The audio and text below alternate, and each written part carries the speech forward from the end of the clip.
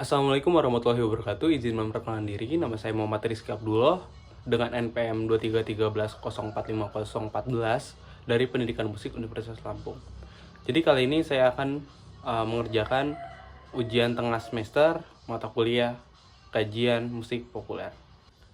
Oke, untuk soal yang pertama ialah definisi musik populer dan jelaskan pentingnya dalam studi atau kajian budaya. Bagaimana Saker menguraikan studi musik populer dalam bukunya, terutama berkaitan dengan dimensi ekonomi, teknologi, dan sosial. Untuk poin yang pertama ialah dimensi ekonomi. Saker menjelaskan bahwa industri musik populer adalah bagian dari ekonomi global yang besar. Dia menyorot bagaimana komersialisasi musik telah mengubah cara musik diproduksi dan didistribusikan.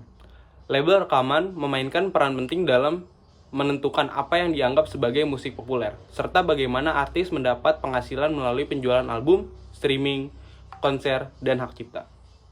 Untuk poin yang kedua ialah dimensi teknologi. Saker juga membahas dampak teknologi pada musik populer. Perkembangan alat produksi musik digital telah memungkinkan lebih banyak orang untuk membuat dan mendistribusikan musik mereka sendiri, tanpa perlu bergantung pada label besar. Selain platform streaming, untuk zaman sekarang seperti Spotify dan Apple Music telah mengubah cara konsumen mengakses musik, mempengaruhi popularitas genre tertentu dan cara artis berinteraksi dan penggemar mereka. Untuk poin yang ketiga, tentang dimensi sosial. Dari perspektif sosial, Saker menekankan bahwa musik populer tidak dapat dipisahkan dari konten budaya, di mana ia muncul mencatat bahwa genre musik seringkali terkait dengan identitas sosial tertentu, seperti ras, kelas, gender, dan bagaimana musik dapat digunakan sebagai sarana untuk mengekspresikan perasaan kolektif atau protes terhadap ketidakadilan sosial. Untuk nomor 2, tinjau secara kritis peran industri musik dalam membentuk musik populer. Bagaimana kekuatan pasar mempengaruhi gaya musik dan apa dampak terhadap konsumsi musik masyarakat atau pendengar. Jadi musik industri mengontrol proses produksi, mulai dari pemilihan artis hingga distribusi lagu.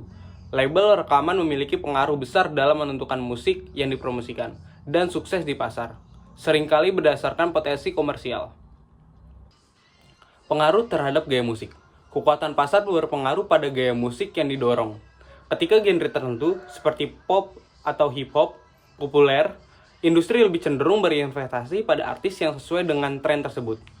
Hal ini dapat menyebabkan homogenisasi, di mana banyak lagu terdengar serupa untuk menarik audiens yang lebih luas. Dampak terhadap konsumsi musik masyarakat atau pendengar. Keterikatan emosional dan identitas. Musik yang dipromosikan cenderung mengikuti tema tertentu yang membentuk pengalaman emosional pendengar.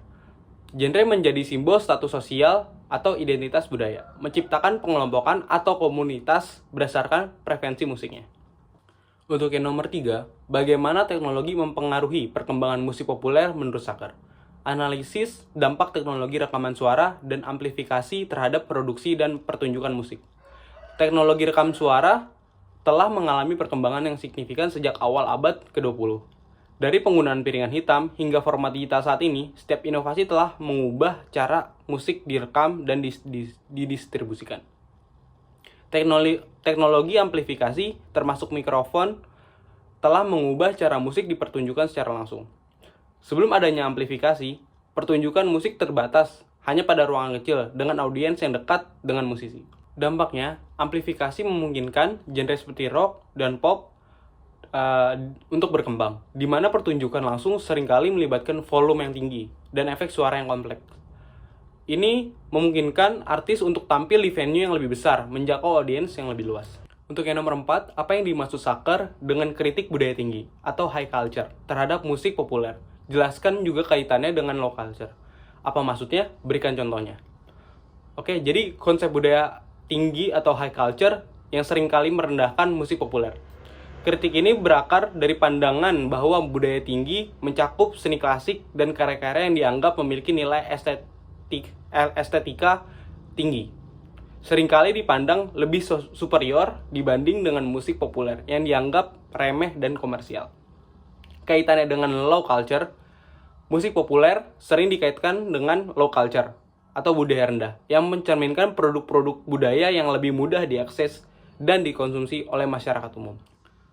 Sebagai contohnya, musik pop seperti lagu-lagu Britney Spears atau boyband seperti Backstreet Boys seringkali dianggap sebagai contoh budaya rendah karena sifatnya yang komersial dan mudah dicerna. Namun lagu-lagu tersebut juga dapat mencerminkan tren sosial dan emosional pada masa itu, serta menjadi satu bagian dari identitas generasi tertentu. Sebaliknya, karya-karya seperti Simfoni Mozart mungkin dianggap sebagai high culture karena kompleksitas dan kedalaman artisnya. Tetapi telah diadaptasikan menjadi produk budaya populer melalui berbagai media modern, seperti ringtone atau pertunjukan komersial. Nah, yang nomor 5, bersoalkan periksa hubungan antara genre musik dan subculture seperti yang dibahas dalam buku ini. Bagaimana evolusi genre mencerminkan perubahan nilai-nilai masyarakat dan budaya pemuda. Berikan contohnya. Hubungan genre dan subculture.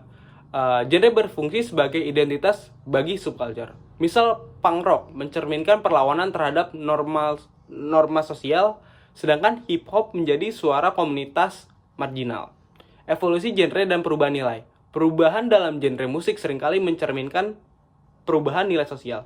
Musik rock di era 1960-an menjadi simbol pemberontakan terhadap konservatisme, sementara pop modern sering mengangkat tema individualisme dan kebebasan. Contoh kasusnya itu seperti punk rock mewakili perlawanan terhadap sistem dan norma dengan gaya hidup yang berbeda dari mainstream. Nah, nomor 6. Dalam perspektif gender, musik sering dijadikan sebagai alat eksplorasi seksualitas. Jelaskan dan berikan contohnya. Nah, salah satu contohnya itu, dan saya jelaskan, dalam genre dangdut. Musik dangdut seringkali mengandung lirik yang eksplisit mengenai seksualitas.